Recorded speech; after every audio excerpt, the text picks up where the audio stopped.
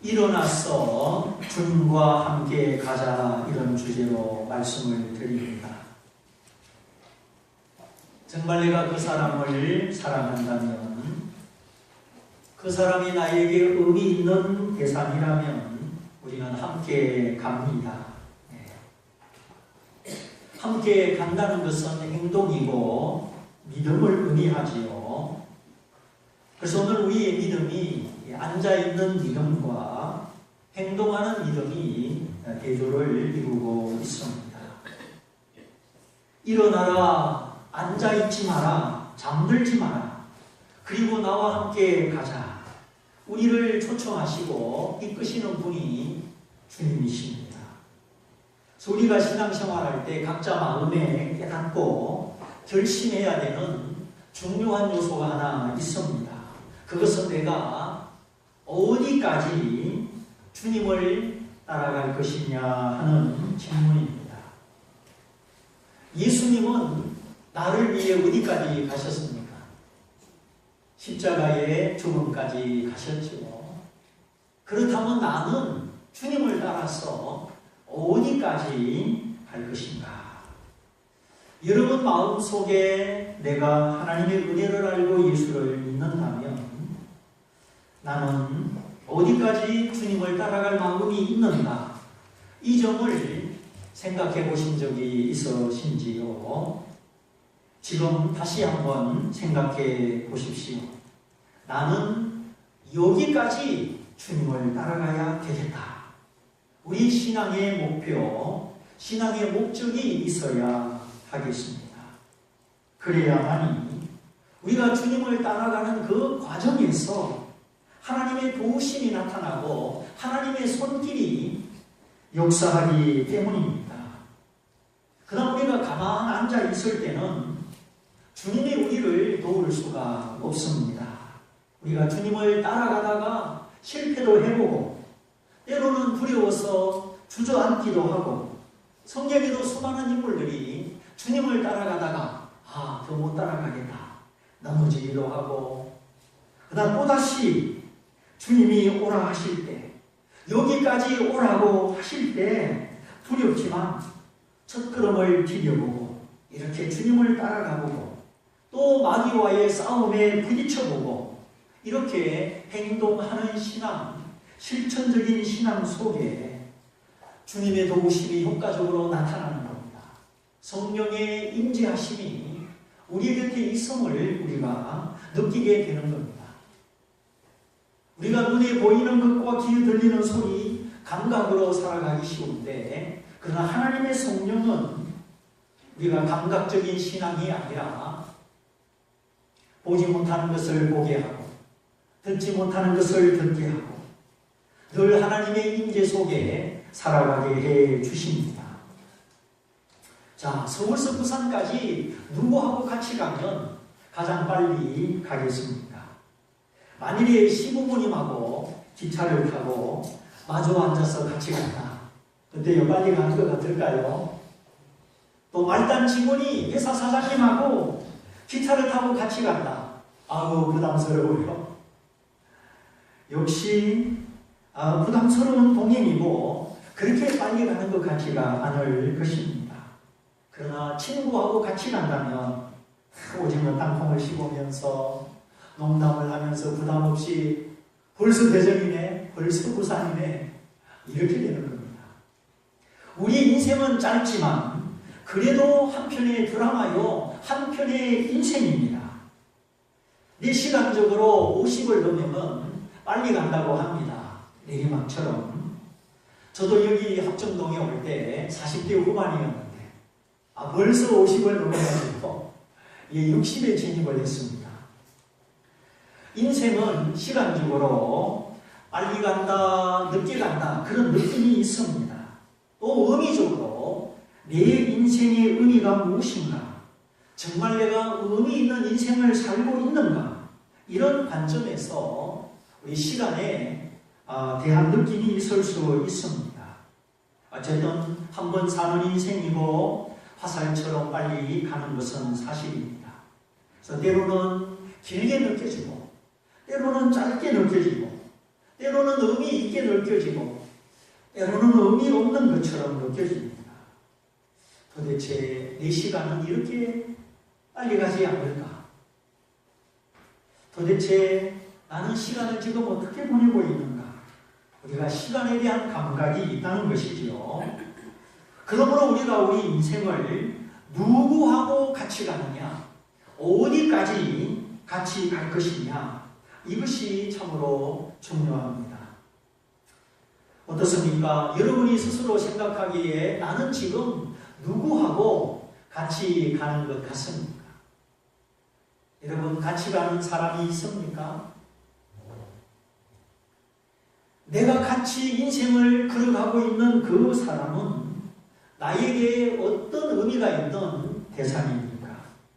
그리고 그 사람과 나는 언제까지, 어디까지 함께 갈 것입니까? 내 친구가 없이 서로 힘이 되는 사람이 없이 홀로 걸어가는 인생은 참으로 힘들고 버겁습니다. 그러나 나를 위해서 기도해주고 진정으로 나를 축복해주는 이런 친구가 많으면 많을수록 우리는 지치지 않고 위기를 넘어서 저 천국까지 가는 줄 믿습니다. 그래서 우리의 신앙생활, 소속감을 가지고 하나가 되어 신앙생활이 되는 이유가 여기 있는 것입니다. 얼마나 우리 인생에 시련과 도전이 많습니까? 그저 예배만 드리고 끝나는 신자가 아니라 내 마음을 열고 말씀을 나누고 기쁨과 슬픔을 나누고 또 기도 제목을 나누고 더 나아가서 목숨까지 나눌 수 있는 성도의 사랑, 성도의 교제, 이것이 정말 질적이고 의미 있는 신앙 생활입니다. 그런 사람은 어려움이 와도 교회를 떠나지 않습니다. 함께 이기고 함께 넘어가는 것이죠.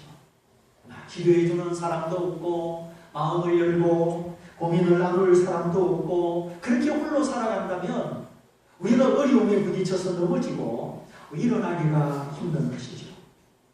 그래서 교회는 내가 선택하는 것 같지만 사실은 하나님의 부르심입니다. 여기저기 이 땅에 교회가 많이 있지만은 하나님이 보실 때에 너는 여기서 신앙생활하는 것이 너에게 가장 좋겠다. 하나님이 이끄시고 하나님이 심으시는 교회가 있습니다.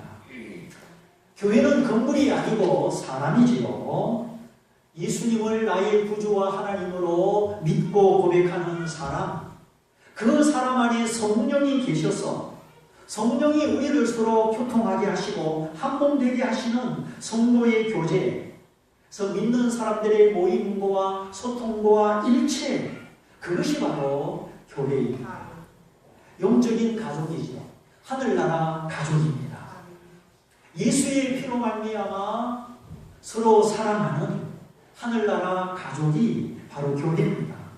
그래서 우리가 소속감이 없이 친밀함이 없이 예수의 피가 없이 그저 교회를 왔다 갔다 하는 것은 큰 의미가 없습니다. 제자리 걸음, 제자리 신앙으로 남아있을 위험이 높습니다. 그러나 성도의 교제, 성령의 교통, 이것은 초대 교회에 나타났던 뚜렷한 특징입니다. 날마다 성전에 모이고 집에 모여서 떡을 떼고 저 예수님의 십자가의 죽음을 묵상하면서 사도들의 가르침을 받고 그 가르침을 중심으로 전혀 기도하는 교회가 초대교회입니다. 거기서 성도들이 힘을 얻어가지고 그 로마 제국 시대 모든 유혹과 황제 숭배의 모든 압박을 이기고 신앙을 간증하며 전도하는 하나님의 백성으로 서게 된 것입니다. 그래서 초대교회 성도들의 교제와 사랑으로 그 가운데 임하는 성령의 임재와 능력으로 그들은 승리자가 되고 전도자가 되고 순교자가 된 것입니다. 웬만한 바람이 불어서 시험과 환난 앞에 흔들리지 않는 성도, 이런 성도는 혼자 예수 믿는 것이 아니고 함께 예수를 믿는 사람들인 것입니다. 그래서 저는 새 가족이 새 신자가 우리 교회에 등록을 하면 이제 새벽마다 이름을 불러서 기도합니다. 제일 먼저 새 신자, 새 가족을 위해서 기도하고 또 몸이 아프신 분들, 문제가 있는 가정을 위하여 기도하고 그리고 기존 성도들을 이렇게 쭉 기도를 합니다. 집에서 누가 제일 관심을 받습니까? 갓 태어난 아기지요. 갓 태어난 아기는 많은 사랑을 받습니다. 태어나기 전부터 기저귀에, 유모차에, 포대기에 다 준비하죠. 하나님이 기뻐하는 생명이고 앞으로 신앙이 성장하고 하나님을 위하여 큰 일을 해야 되는 사람이기 때문에 저는 새벽 기도나 우리 교회의 가치나 새 가족들에게 우선이 되어 있습니다. 그러므로 새 가족 새 식구는 우리 구역이 아니더라도 청년이라도 관심을 가지고 기도해주고 반갑게 맞아주는 것입니다. 기도, 그거 뭐 별거 있느냐? 그게 아닙니다. 기도는 하나님이 말씀하신 것이고 하나님이 먼저 약속하신 것입니다. 그래서 기도는 하나님을 만나는 통로요, 응답의 통로요, 기적과 치유와 변화의 길입니다. 그래서 신앙생활 조금 한다 하는 사람은 기도의 맛을 압니다. 기도의 재미를 알고 기도의 능력을 압니다. 아무리 신앙생활 연륜이 깊고 성경을 많이 알고 그래도 기도가 부족하면 능력이 부족합니다. 우리 구원받는 것은 예수 믿어 구원을 받지만 우리 삶의 능력을 받는 것은 기도할 때 능력을 주시는 겁니다. 그래서 기도를 안 하면 능력이 부족하고 기도를 안 하면 위기가 오면은 의심을 하게 되고 주춤하게 되고 뒤로 물러가게 되는 것입니다. 그러나 기도의 맛을 알고 기도하는 사람은 위기가 오고 고비가 올 때 더 강해집니다. 이게 사실은 신앙은 이 평소에는 잘 모릅니다. 내 믿음이 얼마나 진실한지 얼마나 온전한지 잘 모르지요. 그러나 예기치 않는 인생에 위기가 오고 고비가 올 때 그때 내 믿음이 나타납니다. 사람이 위기에 딱 부딪히면 믿음의 자세가 나타나고 믿음의 능력이 그때 나타나는 것입니다. 그러므로 우리가 젊었을 때 힘이 있을 때 신앙생활을 잘하고 소속감을 가지고 신앙훈련 잘 받아서 뿌리 깊은 나무처럼 위기의 날에도 강건하시기를 바랍니다. 한 번은 TV를 보니까 컵을 만드는 회사에 그 검사과 아가씨가 조그만 막대기 하나 들고 컵을 다 두들겨 봅니다. 그래서 땅땅땅, 통통통 그런 그 명랑한 소리가 나면 합격. 근데 두들겨서 틱틱틱, 툭툭툭 이런 소리가 나는 컵은 딱 보면은 실거미가 있어요. 눈에 안 보여도 벌써 소리가 틱틱틱 하는 컵은 거미가 있는 겁니다. 명랑한 소리가 안 납니다. 축구도 골을 넣어야 재미있지 헛발질만 하면 재미가 없습니다. 주님이 훈련이라고 하는 막대기를 들고 내 믿음을 두들겨 보실 때 둔탁한 소리, 깨진 소리, 불평하는 소리, 원망하는 소리가 아니라 다시 한번 자신을 돌아보고 하나님 앞에 나아가는 우리 분명하고 정확한 소리, 명랑한 소리가 나야 하는 것입니다. 그래서 기도는 하나님과 내가 만나는 시간이요, 성령이 임하여 나를 도우시는 시간이요, 우리가 이 세상과 마귀와 자신을 이기는 능력인 것입니다. 그런데 나는 기도할 것이 별로 없다. 이 말은 아직 인생의 깊이와 높음을 경험하지 못했다는 이야기입니다. 근데 요나가 탄 배는 갈수록 파도가 높아집니다. 그래서 사람마다 자기가 믿는 신의 이름을 부르고 재미를 뽑으니까 요나가 딱 걸리는 겁니다. 드디어 요나는 바닷속에 던져지고 하나님이 준비한 큰 물고기 뱃속으로 들어가죠. 여러분 물고기 뱃속에 들어가 보셨습니까? 큰 물고기, 배속입니다. 창자속입니다. 거기가 얼마나 답답하고 얼마나 냄새가 나겠습니까? 바로 거기서 음부에서 죽음과 같은 상황에서 요나가 하나님을 향하여 부르짖어 기도합니다. 내가 받는 고난을 인하여 여호와께 불러 아뢰었더니 주께서 내게 대답하셨고 내 음성을 들으셨나이다. 요나는 선지자였지만은 기도하는 선지자가 아니었습니다.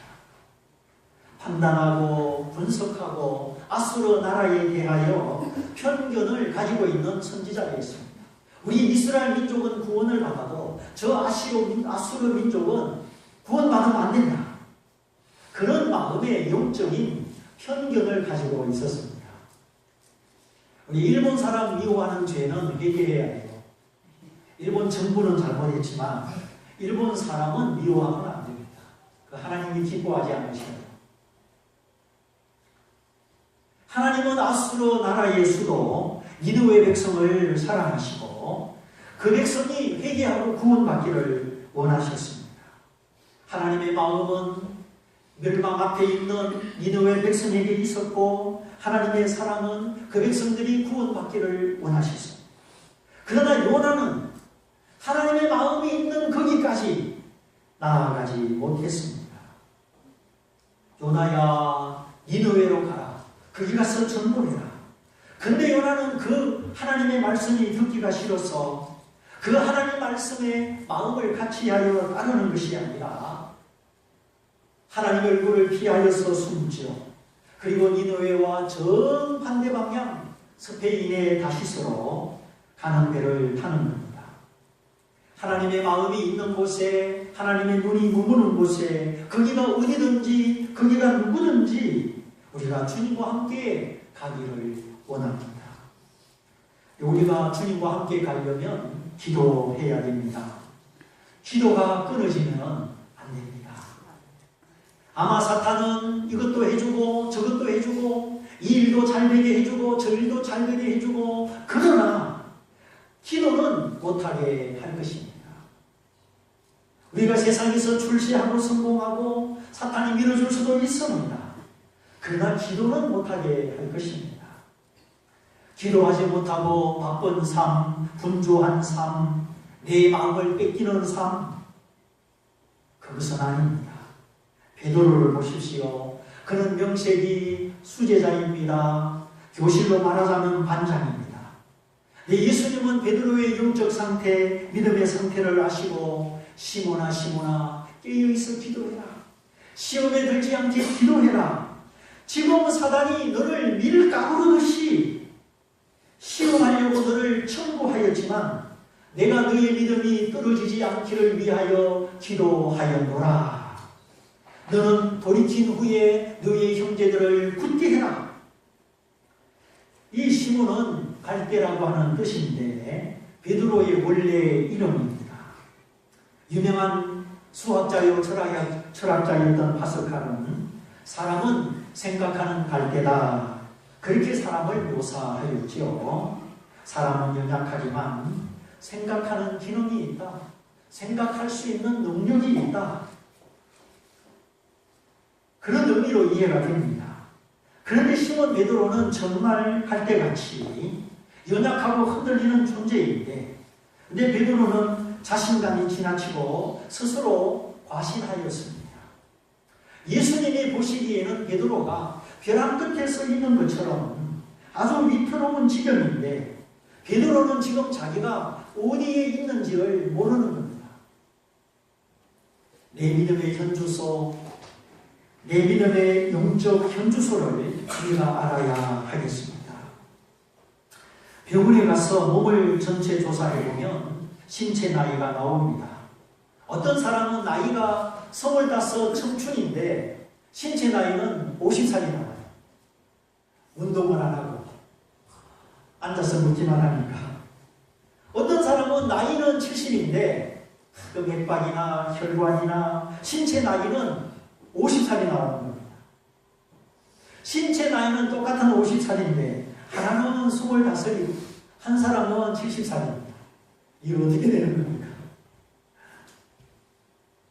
영적인 나이, 영적인 건강도 마찬가지. 우리 사람의 연령하고 상관없이 다르게 나올 수가 있습니다. 유치부 아이가 권사님보다 더 영적으로 건강할 수도 있다는 겁니다. 근데 베드로는 자기 스스로를 굉장히 높게 평가합니다. 내가 누구냐? 내가 수제자지.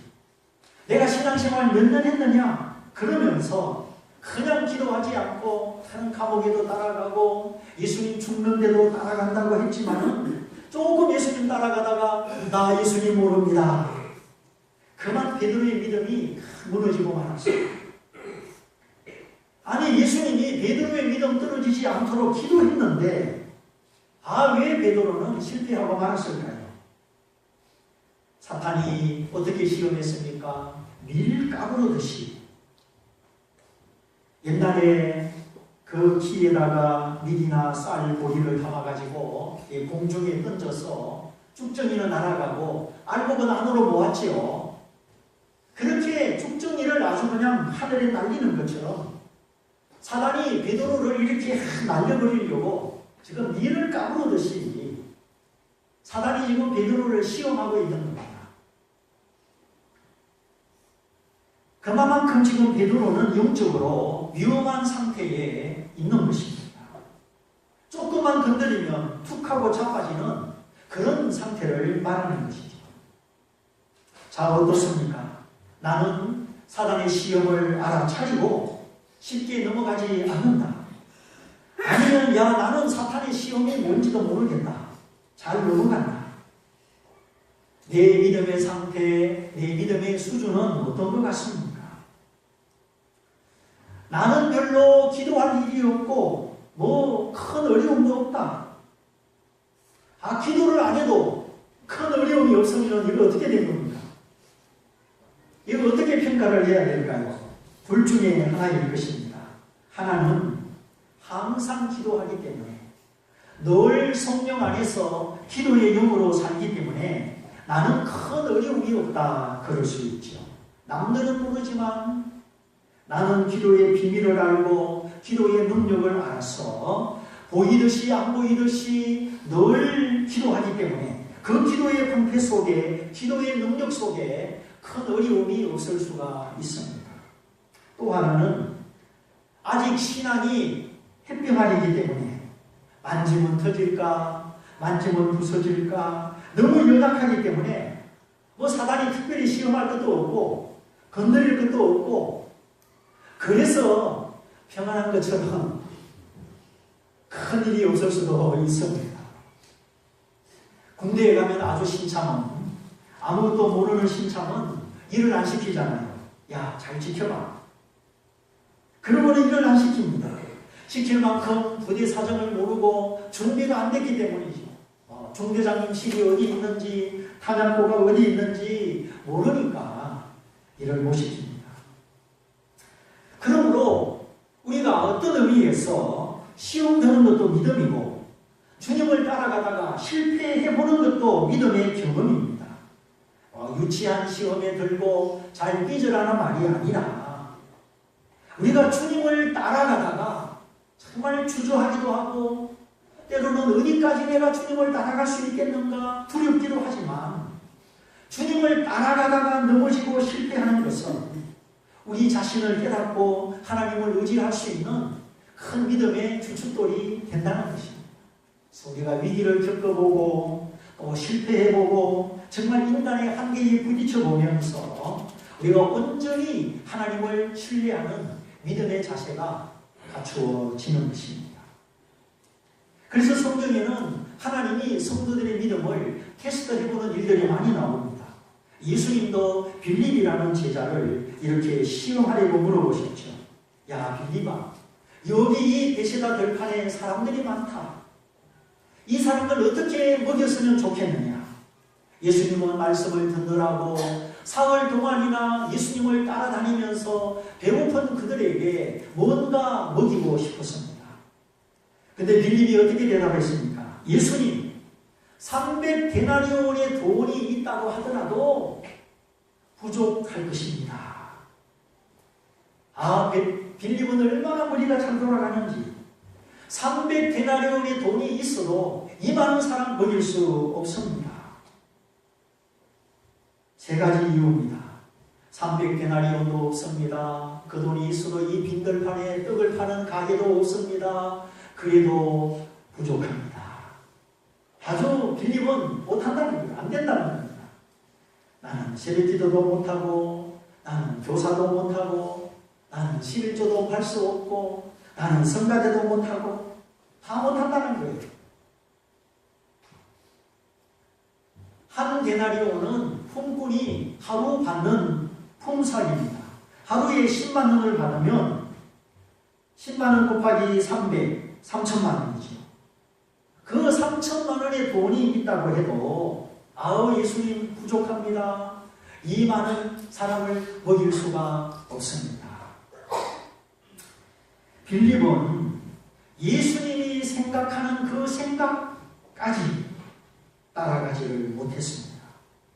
예수님은 자기가 친히 어떻게 하실 것을 아시고 이미 해답을 그 손에 가지시고 물어보셨죠. 그런데 빌립의 믿음은 예수님의 믿음까지 나아가지 못한 것입니다. 맨날 빌립은 할 수 없습니다. 안 됩니다. 부족합니다. 못합니다. 이렇게만 생각하고 있는 거예요. 자, 오늘 말씀의 주제가 나는 어디까지 주님을 따라갈 수 있느냐? 주님은 나를 위하여 생명 주시고 십자가의 죽음까지 가셨는데 나는 어디까지 주님을 따라갈 수 있느냐? 누구와 함께 내 인생을 걸어갈 것이며 내가 그와 함께 간다면 어디까지 갈 것인가? 오늘 우리가 이 부분에 눈을 뜨고 믿음의 이해력으로 믿음의 결단으로 한 걸음씩 우리가 주님을 따라가야 하겠습니다. 우리가 주님을 따라갈 때만 믿음의 기적이 일어납니다.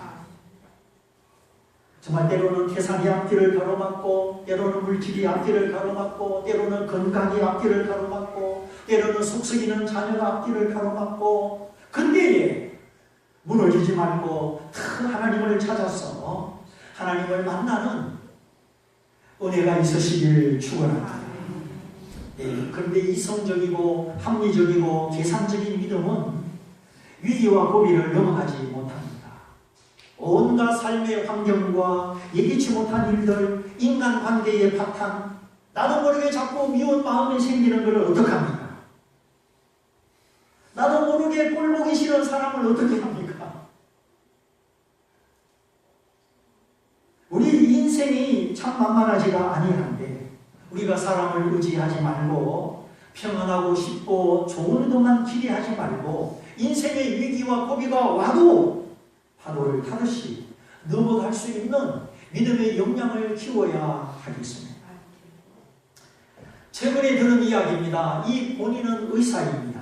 그런데 옆구리가 아프고 땡겨가지고 검사를 받아봤더니 대장암에다가 간에까지 퍼졌다는 거죠. 가끔 부인 따라 교회를 다니고 자신은 의사라 창조신앙도 믿지 못했다고 합니다. 자, 돈 걱정 없는 의사요, 집 있고 땅 있고 자식들 대학 가서 잘 되고 그야말로 아무 걱정 없는 집안입니다. 그런데 50대 초반에 이런 판정을 받고 거의 의술로는 가망이 없다고 하는 그런 단계까지 왔다는 이야기를 들었습니다. 우리가 일부러 어려운 일을 예상하고 일부러 어려운 일을 기다리고 그럴 필요는 없지요. 그러나 우리 인생에 예기치 못한 일과 고난을 피해갈 수 있는 인생은 누가 있겠습니까? 그러므로 우리가 평소에 깨어서 여유 있을 때 깨어서 우리가 실제적인 믿음, 예수님을 따라가는 믿음을 연습해야 되는 것입니다. 예수님을 따라갈 때만 하나님의 손이 우리를 붙들어 주시기 때문이죠. 글쎄요, 어떤 교회 장로님은 돌아가시기 전에 하나님 없다 하고 죽으셨다고 해요. 이야기는 보편적인 이야기는 아닙니다. 평생 교회에서 장로님으로 섬겼는데 돌아가시기 전에 하나님 없다 그러고 돌아가셨다니 도대체 이게 어찌된 일입니까? 만일에 그런 일이 있다면 얼마나 허무합니까? 그럼 평생의 신앙생활을 어떻게 하신 거예요? 교회를 왜 다니신 겁니까? 우리의 믿음은 이론이 아닙니다. 지식이 아닙니다. 교회 다니는 습관도 아닙니다. 세례받은 것이 전부가 아닙니다. 우리의 믿음은 오늘 죽어도 죽음이 두렵지 않고 내 삶에 어떤 위기와 환난이 와도 내가 하나님과 함께 능히 넘어갈 수 있는 믿음이요. 아버지 나라에 하나님 나라에 눈뜰 것을 확신하는 것이 바로 믿음입니다. 아니 천국이 분명하지 않은데 어찌 그것이 믿음입니까? 천국이 없는 믿음은 종교요, 습관이요, 사람의 전통이지 믿음은 아닙니다.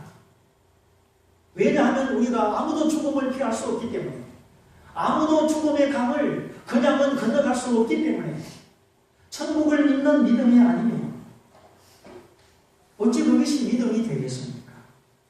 제가 이런 말씀을 드리는 이유는 우리가 진짜 믿음을 가지고 두려움을 이기고 이 믿음의 능력을 누리자는 것입니다. 하나님이 주시는 이 믿음의 선물을 우리가 이 땅에서 두려움을 이기고 근심을 이기고 우리 믿음의 능력을 누리며 신앙생활을 하자는 것입니다. 그러므로 우리가 열심을 내고 하나님께 마음을 드리고 믿음을 달라고 기도하고 하나님 뜻대로 살기를 연습하면서 십자가의 사랑을 묵상하고 부활의 소망으로 우리의 마음을 도장을 쳐야 되는 것입니다. 그냥 교회 다니는 종교생활, 습관적인 생활 거기에 머물러 있으면 안 된다는 겁니다. 얼마나 이 세상이 어렵습니까? 우리가 이렇게 주님을 따라가면서 위기와 어려움 속에 하나님을 만나고 정말 하나님을 신뢰하는 믿음이 있어야만이 오늘 우리에게 소망이 있고 우리 자녀들에게도 소망이 있습니다. 자, 예수님은 간절히 3번을 기도하시고 하나님의 뜻을 이루어 승리하셨습니다. 일어나라 함께 가자 십자가를 향하여 전진하셨습니다.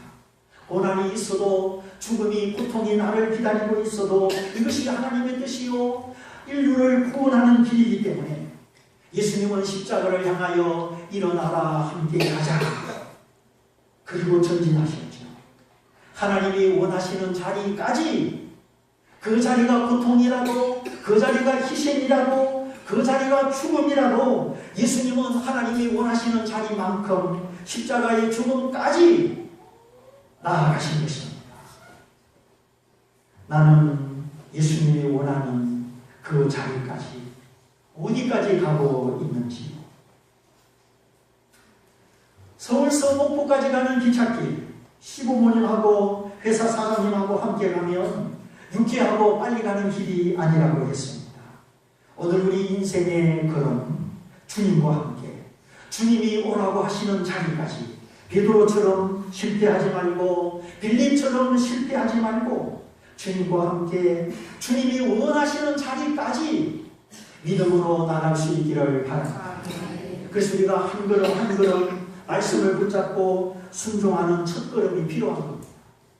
비록 두렵지만 주님이 내게 감동하시고 내게 말씀을 주실 때 그 믿음의 첫 걸음을 디뎌가는 그런 믿음의 모험과 용기도 필요한 것입니다. 우리가 주님의 첫 걸음을 순종하면 다음 걸음을 인도하시고 얼마나 재미있는지 모릅니다. 믿음의 첫 걸음을 디디지 못해서 우리가 항상 그 자리에 있는 이제는 자리를 벗어나야 하겠습니다. 우리가 주님이 원하시는 자리까지 따라갈 때 거기에는 수고가 있습니다. 때로는 눈물도 있습니다. 그러나 주님과 함께 끝까지 가는 거기에 영광도 있습니다. 희락도 있습니다. 어떤 시험도 이길 수 있는 담대함이 있고 상급도 있습니다. 이제 우리 우물쭈물하지 말고 예수 나를 오라 하네 예수 나를 오라 하네 어디든지 주를 따라 주와 함께 가려네 가려네. 그런 찬송가 가사를 지었던 성도의 고백처럼 오늘 우리의 믿음이 행동하는 믿음, 긍정하는 믿음, 순종하는 믿음이 되셔서 내 안에 주님을 부인할 수 없는 믿음을 가지고 모든 삶에 승리하시기를 축원합니다. 이제 마지막으로 설명을 해드려야 될 부분이 하나 있습니다. 사단이 밀가부르듯이 너를 넘어뜨리려고 청구하였지만 내가 너의 믿음 떨어지지 않기를 기도하였노라. 예수님이 베드로의 믿음 떨어지지 않기를 기도했습니다. 그런데 베드로는 3번 부인하고 믿음이 무너지고 말았습니다. 그럼 예수님의 기도가 무용지물이 된 것이 아니냐? 그러나 그렇게 된 것이 아닙니다. 우리 한글 성경에 믿음이 떨어지지 않게 하는 말이 좀 애매하게 번역이 됐는데 원래 의미는 믿음이 꺾이지 않게 그런 뜻입니다. 믿음이 꺾인다는 말은 근본적으로 하나님을 부인하고 교회도 안 나오고 하나님을 떠나고 믿음이 완전히 좌절당하는 것을 말합니다. 아예 하나님을 등지고 깊은 절망에 빠져서 하나님과 무관하게 된다는 것이죠. 오늘 우리에게 그런 연약함이 있지만 예수님은 우리의 믿음이 그렇게 좌절되지 않도록 우리를 위하여 기도하신다는 것입니다. 그러므로 베드로는 기도하지 않고 방심하고 교만하다가 예수님을 부인했지만은 베드로는 하나님을 영영 떠나지 않았습니다. 깊은 절망이나 좌절의 상태에 들어가지 않았습니다. 오히려 예수님의 말씀이 생각이 나서 닭소리를 듣고 자기 죄를 회개하며 심히 통곡했습니다. 그러므로 주님이 우리를 위하여 기도하실 때 우리가 주님을 떠나는 것이 아니라 우리는 우리 자신을 돌아보게 되고 오늘 우리는 하나님 앞에 통곡하게 되는 것입니다. 베드로는 자기 믿음이 실패하고 믿음이 약해지는 그 경험을 통해서 회개함으로 자기 가슴을 치고 통곡함으로 충분히 자기를 살피고 절실히 하나님의 은혜를 사모하는 진짜 신앙인으로 변하는 것입니다. 베드로의 실패는 성공의 밑거름이 된 것입니다. 그러므로 결과적으로 볼 때 예수님의 기도는 성취된 것입니다. 오늘 우리도 요나처럼 하나님의 마음이 하나님의 사랑이 가는 데까지 못 가고 좁은 마음으로 두려워하는 마음으로 불순종하는 태도로 우리 믿음이 실패할 수 있습니다. 각 사람의 저한 사정과 형편을 따라 각양각식으로 우리는 실수할 수 있습니다. 빌립처럼 계산만 하고 머리만 튕겨서 예수님이 하고자 하는 그 완벽한 일을 따라가지 못할 수도 있습니다. 그러나 우리를 위하여 주님은 지금도 하나님 보좌 우편에서 기도하고 계십니다. 그러므로 우리가 근본적으로 하나님을 부인하지 않으며 믿음이 꺾이지 않으며 좌절당하지 않고 있는 것입니다. 오히려 베드로처럼 우리의 실패와 실수한 부분에 대하여 깨닫고 하나님 말씀을 기억하고 진실로 자기를 돌아보고 진실로 회개한다면 그것이 참된 믿음의 승리가 되고 비오나의 주춧돌이 되는 것입니다. 오늘 우리 모두를 사랑하시고 나를 기대하시는 하나님, 나의 세계에 소망을 주시고 평강을 주시려는 하나님, 이 세상의 모든 시험과 유혹을 이길 수 있는 담대한 자녀가 되기를 원하시는 하나님, 그러므로 시련은 있어도 좌절은 없다, 이 믿음을 꼭 간직하시기를 바랍니다. 우리 다 같이 한번 따라해 봅니다. 시련은 있어도 좌절은 없다. 시련은 있어도 좌절은 없다. 그렇습니다. 오늘 이 믿음을 가지고 내가 때로는 넘어지고 때로는 실패하지만 나를 여전히 붙드시고 나를 이끄시고 드디어 나를 하나님이 원하시는 그 믿음의 자리까지 따라오게 하시는 이 좋으신 하나님과 함께 일어나서 주님과 동행하고 주님을 따라가는 우리 모든 성도들 다 되시기를 주님의 이름으로 축원드립니다. 축원드립니다. 내 말씀을 붙잡고 기도하겠습니다. 주님, 오늘 내 믿음의 현주소, 내 영혼의 상태를 깨우쳐 주시고 주님이 원하는 자리까지 날아갈 수 있도록 주님을 믿습니다. 우리 다 같이 말씀을 붙잡고 기도하겠습니다.